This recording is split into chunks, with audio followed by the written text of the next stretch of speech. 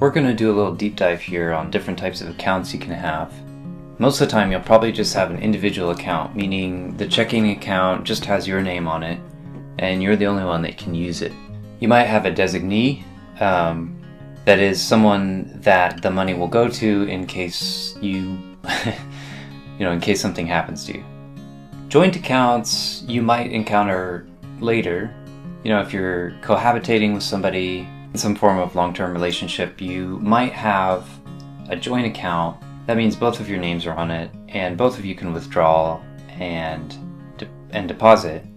The reason you might have that is just say you both share a mortgage or you're making car payments together on the same car. Like there's some sort of shared purpose where a certain amount of money goes toward that. You might put it in a joint account. That way both of you can handle it. If one person is not around to pay the bills, or if something happens to another person, the other person that's on the account can still use it.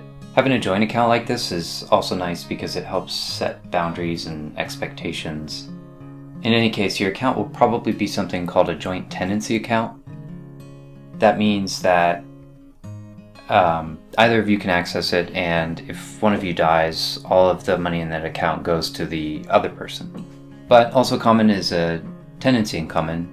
This specifies a specific share of ownership in the account. So often that's 50-50, unless it's otherwise stated.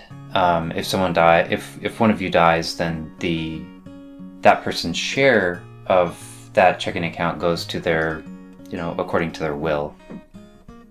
And you see tenancy in common not just in checking accounts, but in real estate as well. You might buy with some co-borrower, co-purchaser, and you each own a 50% stake in this real estate investment.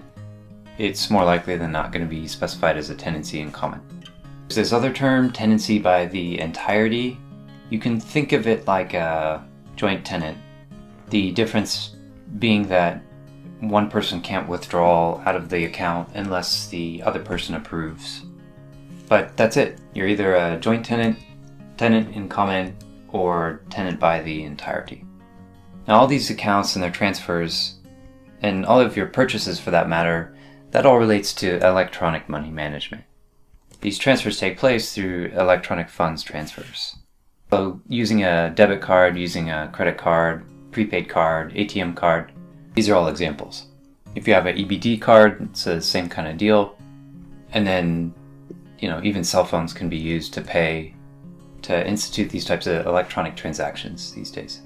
The nice thing about all these types of transactions is that your liability is limited. If someone steals your card, if someone makes a fraudulent purchase, as long as you report it to the institution, the card issuer, more or less immediately after you discover the event, then you're not responsible for the loss associated with that. Just make sure that you're prompt to report to the issuer as soon as you find out about it. You may lose your coverage if you wait too long to report it. Same thing, good idea to check your statements, transaction history on these accounts periodically, just to make sure there's no fraudulent charges.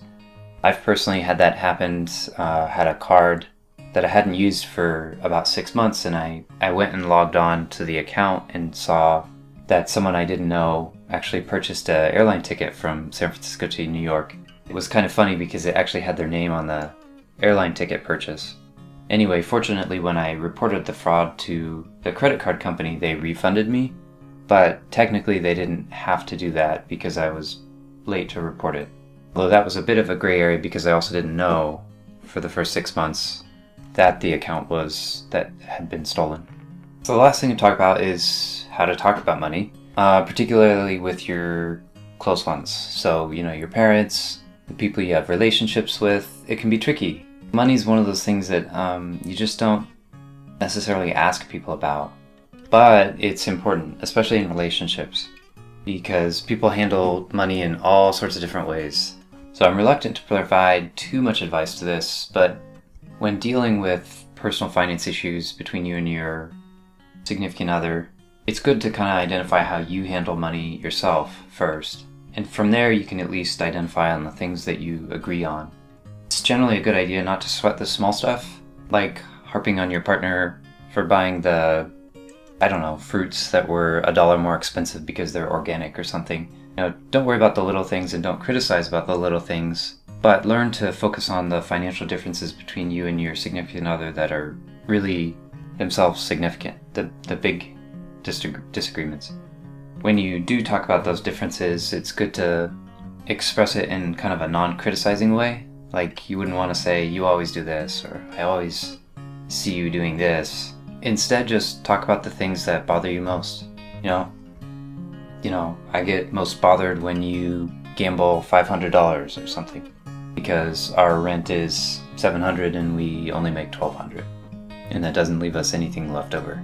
Like, articulating where you're most bothered by it in kind of a non-condescending and fairly logical way, making the conversation as equal a playing ground as you can. And just don't save it up. Bring up these issues sometimes, even if that's uncomfortable to talk about.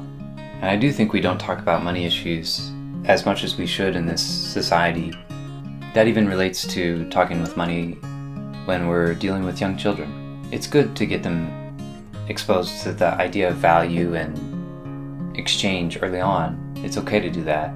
You might consider giving them a small allowance, within reason. Allow them to produce small little entrepreneurial activities, selling pumpkins, lemonade stand, that kind of thing.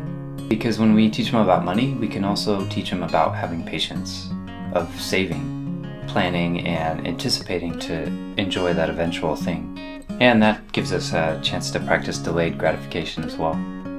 So in sum, this chapter wasn't just about where do we put our money dependent on how soon we'll need it, what type of accounts for what type of need, but it was also about instigating and thinking about having effective financial conversations between you and your loved ones. And if there are 3 key takeaways you want to take away from this, it's to do the opposite of these 3 things. Checking accounts are good, but don't keep more money in there than you need for the short run, because you can earn a better return in less liquid accounts, and those returns stack up over the long run. Make sure to check your accounts on a regular basis, particularly for fraud charges, because those will happen sometimes. And when it comes to money matters, money concerns between you and your loved ones, communication about it is going to be a lot better than keeping it all up inside.